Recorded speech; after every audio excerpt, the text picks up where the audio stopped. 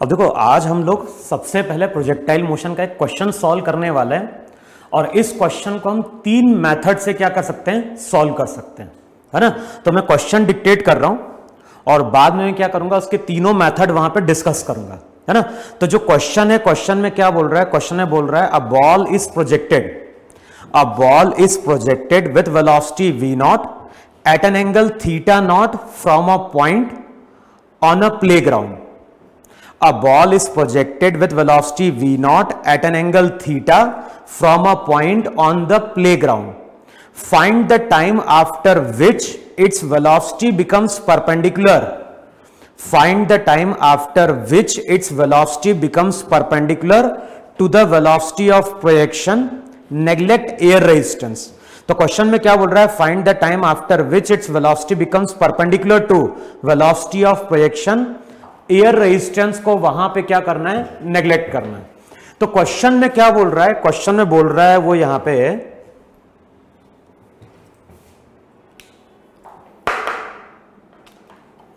देखो, क्वेश्चन में क्या बोल रहा है, क्वेश्चन में बोल रहा है कि ये तुम्हारा ग्राउंड है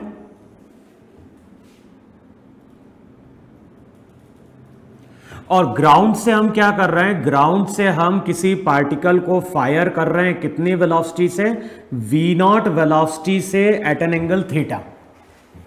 तो ग्राउंड है, ग्राउंड से हमने किसी पार्टिकल को v नॉट वेलोसिटी से at an angle theta fire किया है. तो ये तुम्हारा इनिशियली वेलोसिटी का डायरेक्शन है. अब जो भी पार्टिकल है, पार्टिकल तो इस तरह से पैराबोलिक पाथ पे मूव कर रहा होगा और कुछ टाइम बाद ये पार्टिकल अगेन किसको हिट कर रहा होगा, ग्राउंड को हिट कर रहा होगा. तो ये जो डायरेक्शन मैंने शो किया है, ये डायरेक्शन मैंने शो किया है इनिशियल वेलोसिटी का. अब क्वेश्चन में क्या बोल रहा है, यहां पे t की वैल्यू क्या है, 0. अब क्वेश्चन में क्या बोल रहा है, क्वेश्चन में बोल रहा है किसी t टाइम पे जो पार्टिकल की वेलोसिटी है वो इसके क्या हो गई है, परपेंडिकुलर हो गई है. ये चीज हमने पढ़ी है कि अगर कोई पार्टिकल कर्व पाथ पे मूव कर रहा है तो जो भी इंस्टेंटेनियस वेलोसिटी होगी, अगर कोई पार्टिकल कर्व पाथ पे चल रहा है तो जो भी इंस्टेंटेनियस वेलोसिटी होती है वो होती है अलोंग द टेंजेंट. तो किसी टाइम पे अगर पार्टिकल यहां कहीं होगा तो उसकी वेलोसिटी बताओ इस तरह से टेंजेंट के अलोंग होगी कि नहीं होगी. और ये जो वेलोसिटी है ये इसके परपेंडिकुलर हो जाती है. देखो है कि नहीं हो वहां पे. तो क्वेश्चन में यही पूछ रहा है कि कितने टाइम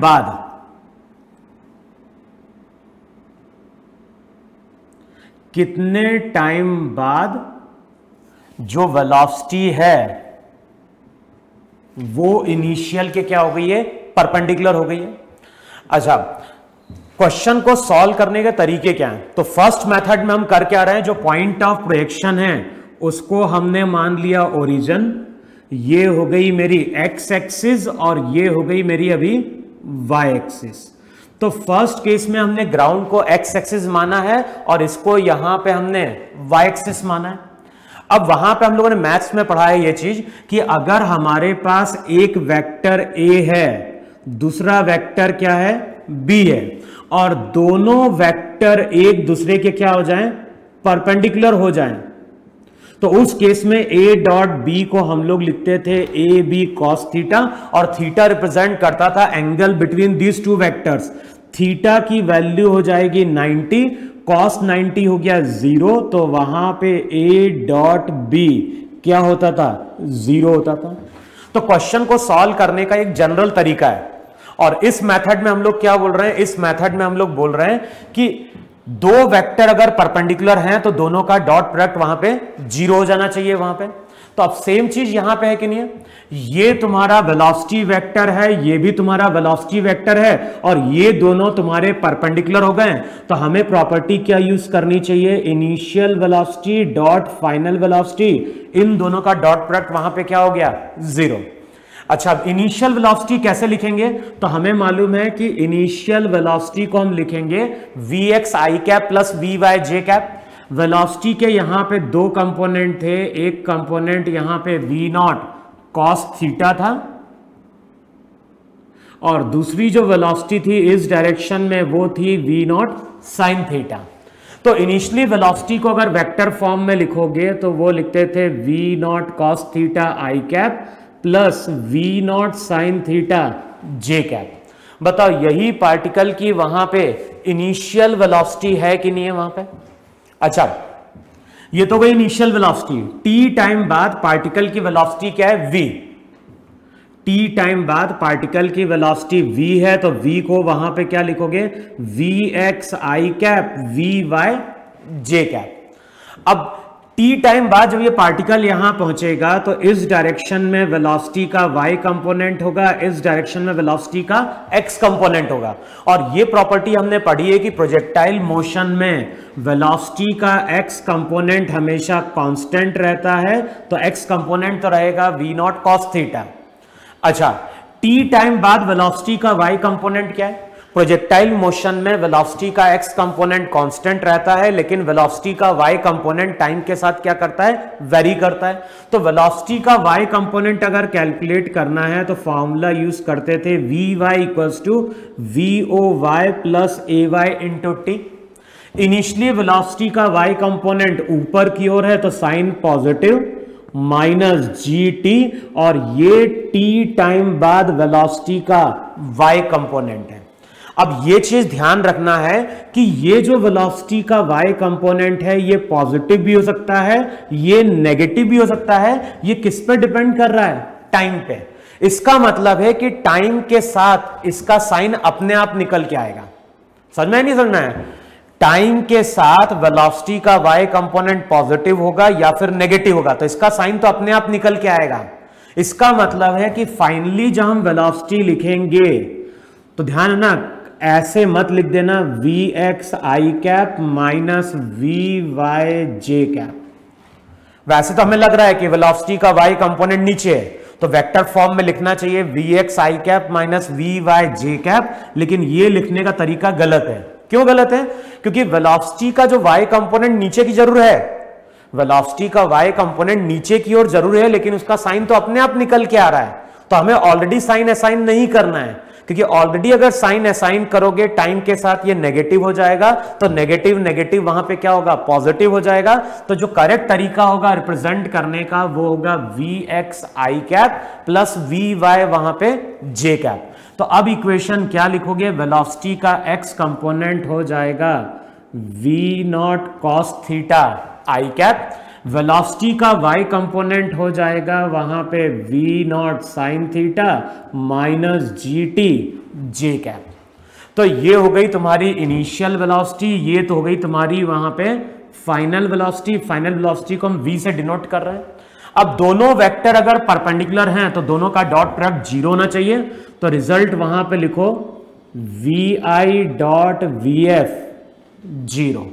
लिखो जरा वी आई की वैल्यू क्या थी? वी आई की वैल्यू थी V not cos theta I cap V not sine theta J cap dot, यहां पे अब डॉट प्रोडक्ट लोगे तो क्या हो जाएगा? ये हो जाएगा we not cos theta I cap plus we not sine theta minus ji T J cap.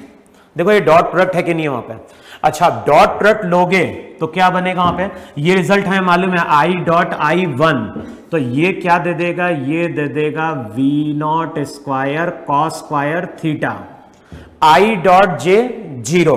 Similarly J dot I zero, J dot J one, तो अगले स्टेप में हो जाएगा we not sine theta into V not sine theta minus ji T, दोनों का dot product zero. अब इसको अगले स्टेप में सिंप्लीफाई करोगे तो रिजल्ट हो जाएगा we not square cos square theta plus, यहां पे जब मल्टीप्लाई करोगे तो v not square sine square theta plus we not sine theta minus v not sine theta into g t equals to zero. देखो है कि नहीं वहां पे? अब v not square cos square theta, v not square sine square theta one, तो v not square किसके बराबर? ये हो जाएगा we not sine theta into g t. V nought cancel out होगा, टाइम जो निकल के आता है वो निकल के आता है v nought upon g sine theta. तो जो क्वेश्चन है, क्वेश्चन का आंसर क्या निकल के आ रहा है? आंसर निकल के आ रहा है T equals to v nought by g sine theta. इतने टाइम बाद जो वेलोसिटी वेक्टर है वो इनिशियल का क्या हो जाता है? परपेंडिकुलर हो जाता है। क्लियर वहां पे? अच्छा, अब ये जो था क्वेश्चन को सॉल्व करने का, ये था मेथड 1।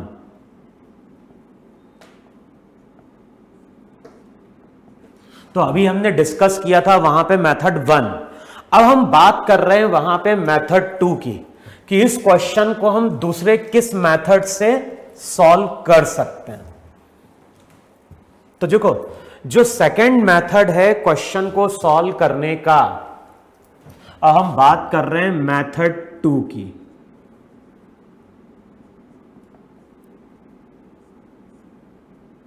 अच्छा, मेथड 2 में हम कर क्या रहे हैं? जो पॉइंट ऑफ प्रोजेक्शन है, जो पॉइंट ऑफ प्रोजेक्शन है, इसको हमने मान लिया ओरिजिन, है ना। और अब अगले स्टेप में हम क्या कर रहे हैं? अगले स्टेप में हम जिस डायरेक्शन में पार्टिकल को हमने प्रोजेक्ट किया है उसको हमने मान लिया इस तरह से एक्स एक्सिस। जिस डायरेक्शन में पार्टिकल को हमने प्रोजेक्ट किया उसको मान लिया वहां पे एक्स एक्सिस, और इसके परपेंडिकुलरली हमने शो कर दी वहां पे वाई एक्सिस। तो हम कुछ इस तरह से कंसीडर कर रहे हैं, ये पॉइंट ऑफ प्रोजेक्शन है, इसको हमने मान लिया एक्स एक्सिस, इस डायरेक्शन में वहां पे वाई एक्सिस, ये एंगल वहां पे क्या है? थीटा है। अब ध्यान रखना, इससे पहले हमने इसको x माना था, इसको y माना था, एक्सीलरेशन इस डायरेक्शन में था। तो ये जो कोऑर्डिनेट सिस्टम लिया था उसके अकॉर्डिंग x के अलोंग एक्सीलरेशन 0, y के अलोंग एक्सीलरेशन क्या था? g था। लेकिन अगर कोऑर्डिनेट सिस्टम तुम चेंज कर रहे हो, इसको x मान रहे हो, इसको y मान रहे हो, तो g इस तरह से था कि नहीं था नीचे की ओर? अब ये g जो रहेगा इसके दो कंपोनेंट रहेंगे, x के अलोंग और y के अलोंग। तो वहां पे रिजल्ट याद होगा, ये एंगल 90 था, तो ये एंगल 90 माइनस थीटा, ये एंगल 90 माइनस थीटा। तो यहां से एक लाइन ड्रॉ करो, यहां से एक लाइन ड्रॉ कर रहे हैं जो y के पैरेलल है और x के परपेंडिकुलर है। तो चेक करो, ये angle 90 minus theta, 90 minus theta 90, तो ये एंगल थीटा। देखो है कि नहीं यहां पे? तो जो भी g acceleration due to gravity है वो y एक्सिस के साथ थीटा एंगल फॉर्म कर रहा है। तो इसका एक कंपोनेंट इस डायरेक्शन में होगा g cos थीटा और दूसरा कंपोनेंट इस डायरेक्शन में g sin थीटा। या फिर इसको ऐसे ही समझ सकते हो, इंक्लाइन पे अगर कोई ब्लॉक रखा हुआ है और उसका एंगल थीटा है, तो अभी हमने पढ़ा था वेक्टर में कि इस डायरेक्शन में कंपोनेंट होता है mg cos थीटा और इस डायरेक्शन में था mg sin थीटा। ये एंगल था 90 माइनस थीटा और ये एंगल था वहां पे थीटा। mg इस डायरेक्शन में और इस डायरेक्शन में कंपोनेंट था mg cos थीटा। मास को हटा दो, वहां पे मास को हटा दोगे तो एक्सेलरेशन का एक कंपोनेंट इस डायरेक्शन में आएगा और वो आएगा g sin थीटा, और इस डायरेक्शन में एक कंपोनेंट आएगा, वो आएगा g cos थीटा। अब जो सेकंड मेथड की बात कर रहे हैं, सेकंड मेथड अगर देखोगे तो ये बहुत इजी है। अब सेकंड मेथड में हम लोग क्या बोल रहे हैं? हम लोग बोल रहे हैं एक्स एक्सिस के अलोंग, एक्स एक्सिस के अलोंग हम इक्वेशन यूज करने जा रहे हैं Vx equals to v nought x plus a x into t. ये रिजल्ट क्या देता है? ये रिजल्ट देता है t टाइम बाद वेलोसिटी का x कंपोनेंट। अच्छा बताओ, इनिशियली वेलोसिटी का x कंपोनेंट क्या है? यही तुम्हारी x एक्सिस है, तो जो भी v नॉट वेलोसिटी है वो तो x के अलोंग है। अच्छा, x के अलोंग एक्सेलरेशन कितना है? तो x के अलोंग एक्सेलरेशन है minus g sine theta. t time बाद पार्टिकल यहां पहुंचेगा, लेकिन t टाइम बाद यहां पहुंचेगा तो वेलोसिटी इसके परपेंडिकुलर हो गई है। वेलोसिटी इसके परपेंडिकुलर हो गई है, कि इसका मतलब है कि वेलोसिटी का y कंपोनेंट है लेकिन वेलोसिटी का x कंपोनेंट क्या हो गया, 0 हो गया। समझ में, इसको हमने x एक्सिस माना है। t टाइम बाद जब ये पार्टिकल यहां पहुंचेगा तो जो भी वेलोसिटी रहेगी वो y के अलोंग हो जाएगी इस कोऑर्डिनेट सिस्टम के अकॉर्डिंग। तो x कंपोनेंट वहां पे क्या कर दो, 0 कर दो, और x कंपोनेंट 0 करोगे तो रिजल्ट हो जाएगा v0 bye g sign theta. देखो है कि नहीं वहां पे। तो t टाइम बाद जब वेलोसिटी परपेंडिकुलर होगी तो टाइम निकल के आ जाएगा v0 bye g sine theta. अब इस रिलेशन को अगर यूज करते हैं तो वहां पे हमें डॉट प्रोडक्ट करने की जरूरत नहीं पड़ती है। क्लियर वहां पे। फिर देखो इसी क्वेश्चन को सॉल्व करने का तीसरा मेथड भी है। इसी क्वेश्चन को सॉल्व करने का तीसरा मेथड भी है। अच्छा, तीसरा जो मेथड होता है इसमें हम करते क्या है, अगेन हम ग्राउंड को मान रहे हैं एक्स एक्सिस। फिर से हम क्या कर रहे हैं, ग्राउंड को मान रहे हैं एक्स एक्सिस और इसको मान रहे हैं हम वाई एक्सिस। अच्छा, अगर ये तुम्हारी एक्स एक्सिस है, ये तुम्हारी वाई एक्सिस है, तो वहां पे याद है ट्रेजेक्ट्री की इक्वेशन क्या थी, ट्रेजेक्ट्री की इक्वेशन थी y equals to x tan theta minus क्या था, माइनस था g x square by 2 v not square cos square theta. Check करो ये था कि नहीं था वहां पे हमने t की जगह पुट किया था x by v not cos theta. तो यही ट्रेजेक्ट्री की इक्वेशन है कि नहीं है।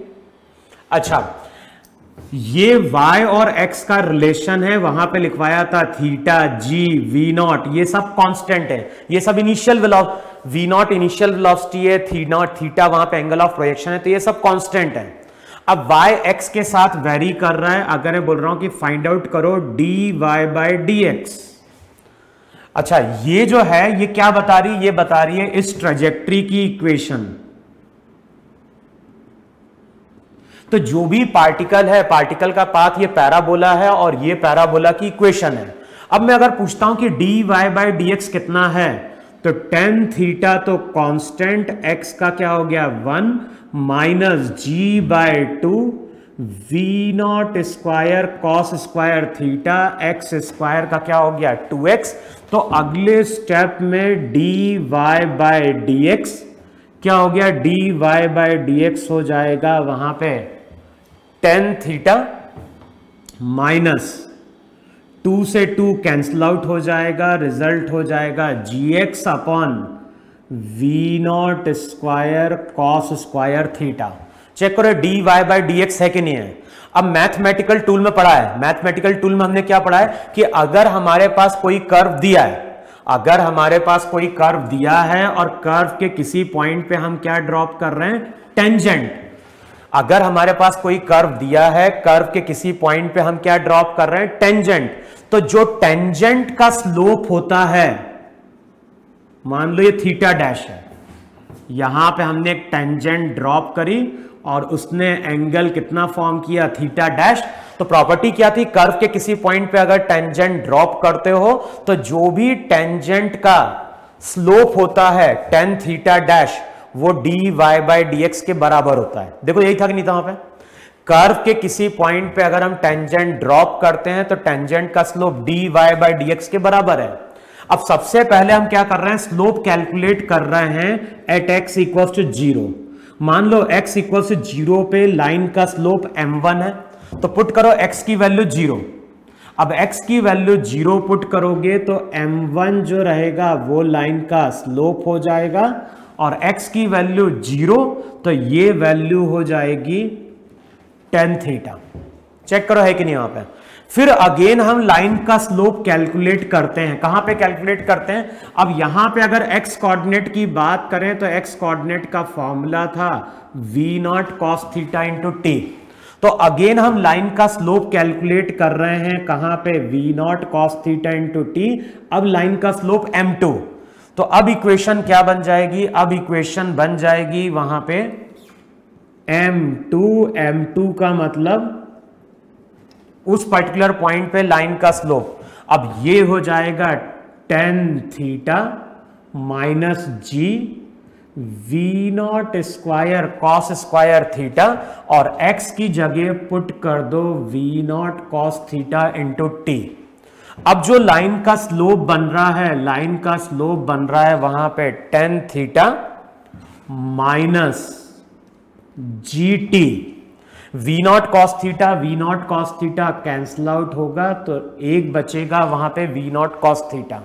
तो ये लाइन का स्लोप है, ये टेंजेंट का स्लोप है इनिशियली, और ये तुम्हारा टेंजेंट का स्लोप है टी टाइम बाद। और हमें मालूम है कि दोनों लाइन अगर परपेंडिकुलर होती हैं, अगर दो लाइन परपेंडिकुलर होती हैं तो दोनों का जो स्लोप होता है m1 dot m2, m1 into m2, m1 into m2 minus 1 के बराबर होता है। तो ये मैथ्स में पढ़ोगे तुम लोग जब कोऑर्डिनेट ज्योमेट्री पढ़ते हो कि अगर हमारे पास दो स्ट्रेट लाइन है और दो स्ट्रेट लाइन परपेंडिकुलरली कट कर रही है, अगर एक का स्लोप m1 है दूसरे का स्लोप m2 है, तो m1 इंटू m2 माइनस 1 के बराबर होता है।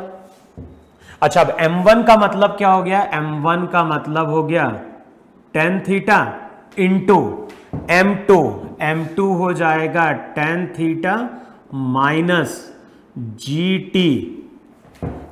T upon v not cos theta, ये किसके बराबर? माइनस 1 के बराबर। देखो है कि नहीं वहां पे? अब इसको सिंप्लीफाई कर दो वहां पे। अब इसको अगर तुम सिंप्लीफाई करोगे तो यहां से हमें किसकी वैल्यू मिल जाएगी? टी की वैल्यू मिल जाएगी। अच्छा, सिंप्लीफाई करो, सिंप्लीफाई करोगे तो यहां पे क्या हो गया? tan स्क्वायर थीटा माइनस जी टी वी नॉट, ये हो जाएगा वहां पे tan theta upon cos theta equals to minus 1। देखो है कि नहीं है वहां पे? अगले स्टेप में इसको इधर लेके आओ, उसको उधर लेके जाओ, तो रिजल्ट हो जाएगा 1 plus tan square theta g t tan theta upon v not cos theta. देखो है कि नहीं वहां पे? अब अगले स्टेप में क्या होगा? 1 प्लस tan स्क्वायर थीटा क्या देता है? 1 प्लस tan स्क्वायर थीटा देता है सेक स्क्वायर थीटा, और सेक स्क्वायर थीटा का मतलब क्या हो गया? 1 upon cos square theta g t tan theta upon v not cos theta. एक कॉस थीटा तुम्हारा वहां पे क्या हो गया? कैंसल आउट हो गया। अच्छा, टी की वैल्यू कितनी आ गई? टी की वैल्यू आ गई v nought by g cos theta into tan theta. tan theta को लिखो sine theta by cos theta, तो रिजल्ट आ जाता है v nought by g sine theta. देखो यही रिजल्ट हमारा फर्स्ट और सेकंड मेथड से भी आया है कि नहीं है यहाँ पे? क्लियर?